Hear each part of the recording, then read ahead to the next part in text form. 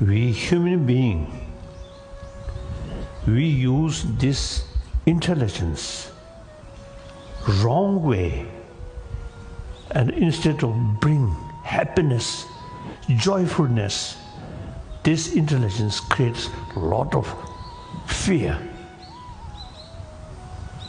So now time come.